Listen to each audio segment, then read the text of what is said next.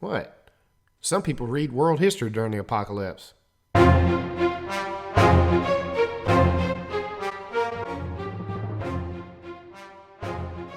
Hey, what's good, comic fans? This is Confire Comics, and we're here to talk about The Walking Dead Season 6, Episode 8. This is the mid-season finale. Guys, this is a spoiler video.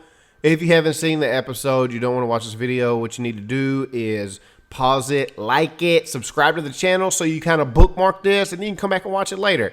But you're here with Confire Rich.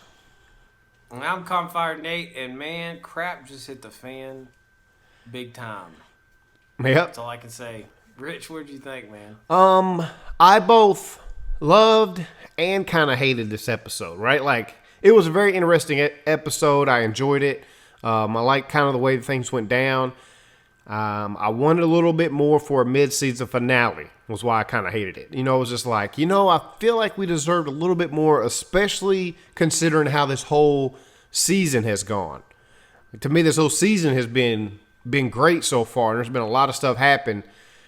And then I felt like it was a little bit of a letdown for a mid-season finale, but man, other than that, it was great. You know, the walkers come in, the tower crashes.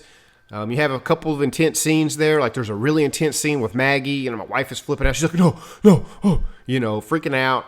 And no, they did. They made that particular part kind of intense. I'm not gonna lie. Like, yeah, they did. I mean, when she was climbing up there, and then the ladder started falling, and then she's like jumping on this, that was intense. Like, the way they filmed it, to film it kind of looking down like that, that got my heart racing. I ain't gonna lie. Yeah, they did a good job. Overall, like, my thing, I get what you're saying. I mean, I totally agree with what you're saying, because knowing it felt like everything left with a cliffhanger, and I know that's kind of like the way they like to do finales now. Like, that's pretty much set in the minds of people that every finale is going to be a cliffhanger. Right.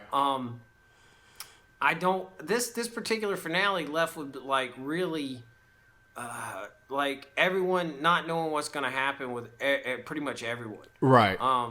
And so I would have liked to seen a little bit more. But with that being said, I feel like that when the premiere comes back, on Valentine's Day of all times, it's gonna be intense. I mean, it's literally, if it starts off right where it left off, it's gonna be really, really intense. Right. Episode. Well, I mean, you had all the, we have our different groups. Everybody's trying to get to safety. Deanna gets bit, right? That bums me out. In the process of her trying to, help Rick get out of there and the people get back. Eugene, we find out Eugene is the guy on the walkie. He finds it and he says, help. I guess they needed to throw that in there. I thought it might lead to something a little bit more than what it did, but, they did a good job. They did a good job leaving it hanging like that with Glenn still out there alive. And it's like, by the way, it was just, weirdo Eugene finding a walkie. Yeah, and it was probably like their own way of just kind of trying to give a time frame for everything. Yeah, that's true. That's true. You really don't know what's going on or when, where everyone's at. So this is kind of like a point to kind of stabilize everything. Right. But you see Glenn. I mean, Glenn's literally helpless. He's out there watching this whole thing go down. And then we find out a big, not that there wasn't already kind of a people thinking so. But Glenn knows that Maggie's pregnant. He basically tells Enid, he's like, my pregnant wife is in there. And everyone's like, oh, he knows. That was the exact reaction that my wife gave. He's like, oh, he knows, right then. So he's really, he's got a fire lit up underneath him. He wants to get in there and save her. And you only get a few scenes with him and Enid, and one of them, is pretty much them talking. And the next one is him basically climbing up the side of the wall that's not her and seeing that Maggie is okay. Yeah. Trapped over there on the thing. So that's pretty much where it ends with them. Those two characters, there's not a whole lot more going on with them. Then you have the whole Carol and Morgan thing going down. Carol falls. She acts like she's hurt, that she might have a concussion, And Morgan's like trying to take care of her. Ultimately, all she wants to know is what's going on down inside that basement. Yeah, she knows he's hiding somebody down there. She knows something's up. She wants to get down there.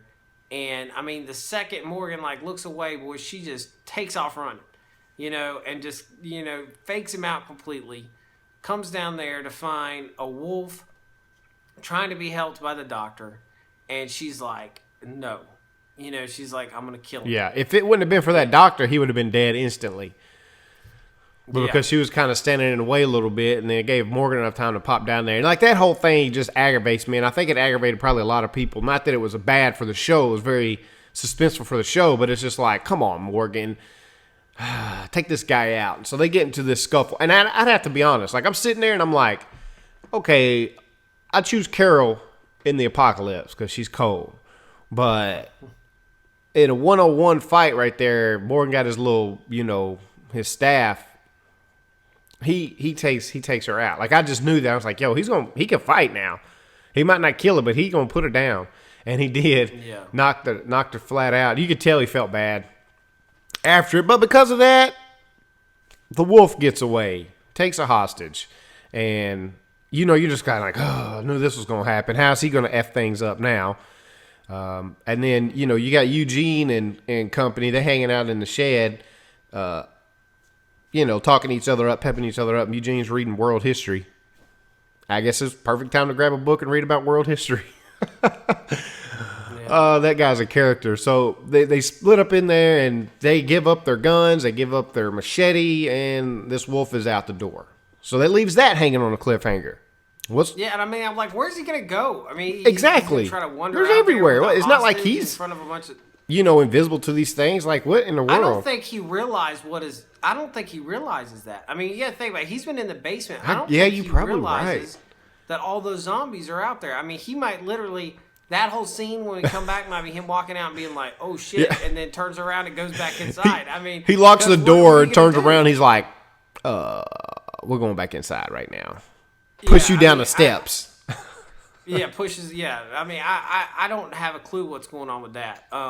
But at this point, I feel like the whole wolf thing is kind of getting to a point where I'm ready to move on from that. Yeah. So if Captain Wolf dude gets taken out next episode, that'd be good by me. I'm ready for that to be over with. He's going to play a part to F up the next group. To be honest, I think something's going to happen where he compromises and makes the scene more intense for the next group, which is Rick and Michonne and them. You think so? And others, why not? I mean, they have a habit of effing everything else up, messing up all of Rick's well-laid plans. It kind of sucks, right? Because going over to Rick's group, like, you feel like Rick brings all this death, like even Alexandria, like nothing happens. Right, they've gone so long and nothing happens. And Rick shows up, and then people are getting killed left and right. People are flipping out. Zombies are breaking in, and all this bad stuff happens. But it's not really Rick's fault. If it's not for Rick, it gets worse. Right, like it's like the inevitable was going to happen. Mm-hmm. Rick's always there to try to like bandage it back together and keep it from getting worse. And so he kind of gets a bad rap. It does seem like he always brings death, which goes to the altercation between. He does look like the angel of death when it comes to this show, as far as like where he has bad things happen. But if he wasn't there, everybody would be dead. Would be dead. Exactly. Yeah. So I mean, and that whole like everyone runs inside. That built that if they would have just focused on that group, I would have been fine with that. I'd have been because there was so much going on over there. There really is. That every time it would flash away, I'm like, go back. I want to see what's going on over there. I want to see. I mean, you got emo Ron having a fit, and I mean, literally putting Carl in a bad position. And it was funny because as soon, I mean, he basically, what was it he said to him? He said, your dad's a killer. And then, like, I thought that was going to rile Carl up, but Carl was just like, so is your dad. And then Ron was just like, you're right. Kind of. Like, he didn't say that, but you could see it all over his face like he had no comeback. But leave it to one of the Alexandrians to F everything up. Like, you're fighting, you're making all this noise, you're breaking the glass, you're bringing the zombies in. You basically jacked everybody up because you're an idiot. And even then, Carl remained cool. I like that whole interaction between him. Like, you can see Carl, like, real. It's the first time we really get to see Carl in that type of nature, like, handle other people. Because normally he's ready to snap off and be all action. But he covered for him. He went in the room. He was like, I'm going to deal with this myself. Boom, put a gun in his face. Give me the weapon. I thought that sequence when they went in that room was great. Because Wilson was like, listen, man, I'm sorry that he turned around. And Carl's literally like, gun in your face. Give me your gun. Yeah. You know, like, Carl's like, listen, I can be... And that's the thing about Carl. Carl's changed so much, not just because he's aged like 30 years in these few seasons, but I mean, Grandpa Carl. He's literally changed as the person. He went from being like this snotty little kid who's scared to being he can handle stuff, going through some stuff, and I mean now he's turned into a almost like a man, right? And he basically says, you know, give me the gun. You know, and he basically decides to take care of that situation without bringing his dad. Yeah, which was good. And even then, it was still good. Like, you know, he's like, look, man, I get it. I understand, you know, but there's one thing. My dad killed your dad or whatever. And he's like, but, you know, your dad was an a-hole. You know what I'm saying? Like, he just remained calm. It was just like, as a matter of fact, your dad was a punk, okay?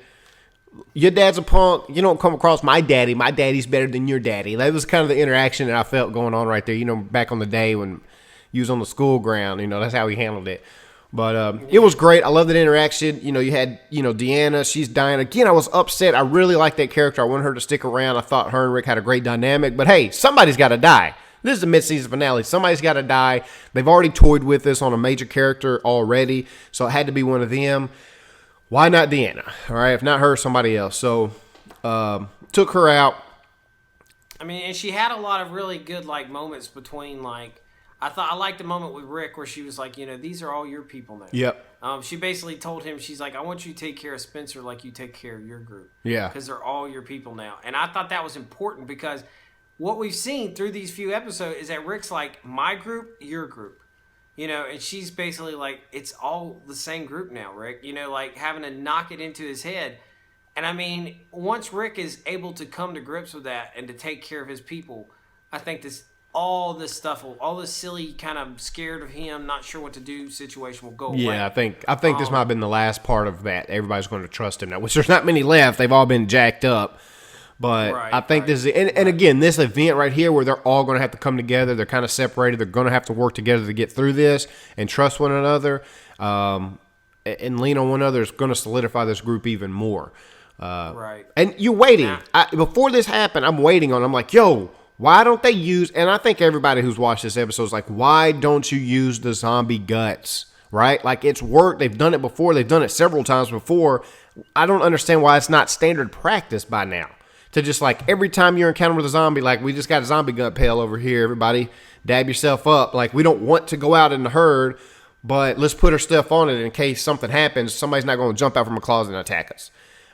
Finally, they do that, and Rick's like, I'll take this one. Michonne, you take the one behind them. We're going to need at least two. And at that point, I knew, finally, this is what they're going to do with them. They're going to wear them. Now, let me ask you something real fast before we go to that point. How intense was that scene when he came upstairs and Deanna was hanging over the crib? Well, did you think she was gone? No, I mean, I didn't. That was intense because, I mean, when he went to take her, she's like, I'm still me. You know, like, dude. It was the way they filmed it made it look. They did a good job with her draping over like that. And like, you know, you see, it was intense for a second when they saw, when he looked in there and he saw that nobody was in there. And I was like, I immediately didn't think of Judith. I thought of the little boy, Sam, I think his name is. I thought of him. I was like, oh no, she's going to go get him. But then when they went in there and they saw Judith, I was like, oh, okay, this is a nice build up. But it was pretty cool. Like, Rick was like, take out my hatchet, girl. You about to get jacked up. I mean, it was instantaneous, and it was funny because, I mean, she was like, it's still me. Yeah. Literally, it was like, if you wouldn't have said nothing, you were dead. Yeah, you were gone. You know, Rick was not, there was quicker. no hesitation in what he was about to do. Yeah. But yeah, I mean, it all leads to the guts. I mean, it's time to get guts on you and, you know, drape yourself over and just go to town. Yep. And it's funny because the whole time they're doing this, I mean, the little boy, the whole show starts with the little boy being locked in his room, all kind of like, this is a whole, you know, coloring and not being able to reach reality. They bring him into it, and it's funny, the mom keeps saying, you know, pretend you're someone pretend that you're brave. Pretend that you're brave.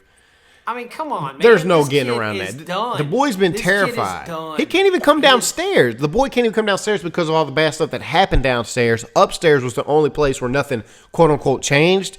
They broke all that loose coming up there, bringing a dead woman up there, and zombies breaking in, and he. Could you imagine the horror? And I asked, I was like, they're all dressed in this. I was like, where is her son at? Right? Like, how do you not have your son like right next to you during this whole event? And then he opened up the door, and they're all just hovering around zombies, like putting blood all over themselves. Like, that's terrifying. He's just like, huh? And that dude's just like, this kid, that kid would have broke down. I'm sorry, the kid would have broke down.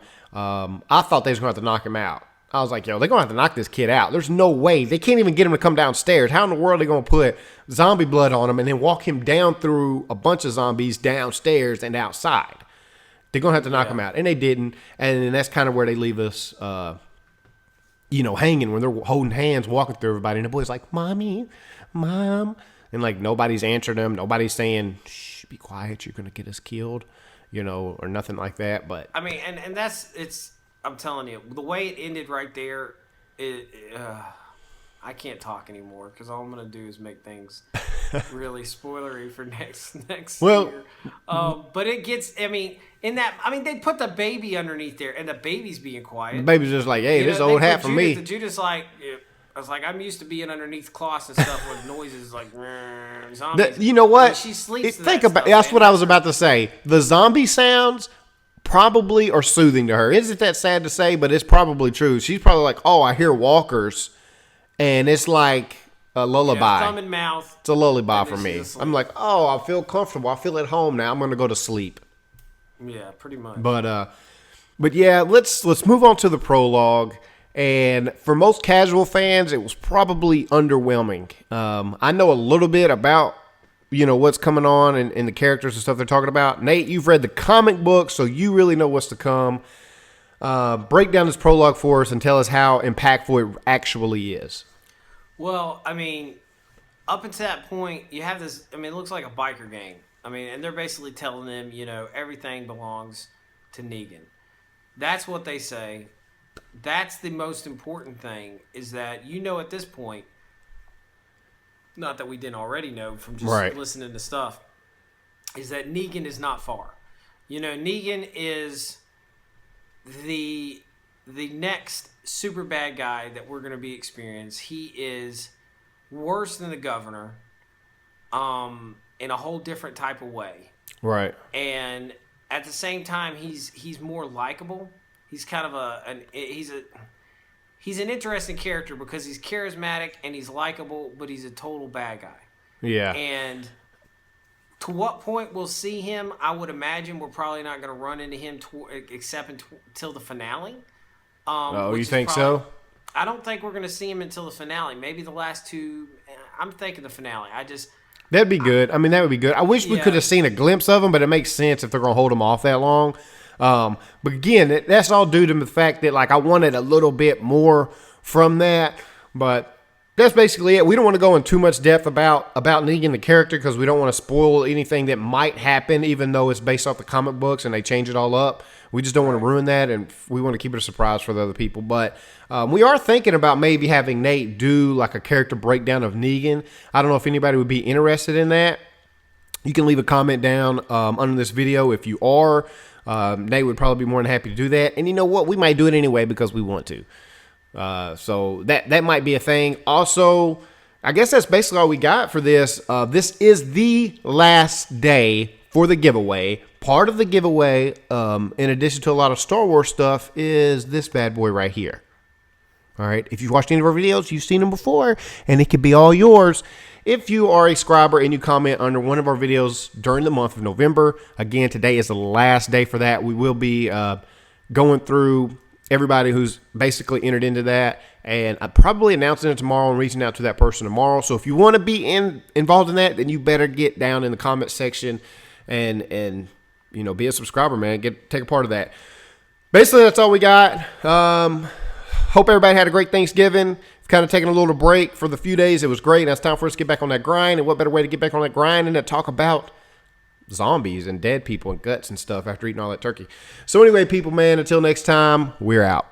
See ya. Hey, if you're still sticking around, then thank you for watching. that means you like us and we like you. So do us a little favor here and click that subscribe button over there so you don't miss any of our videos, because we dropping videos pretty much daily, okay?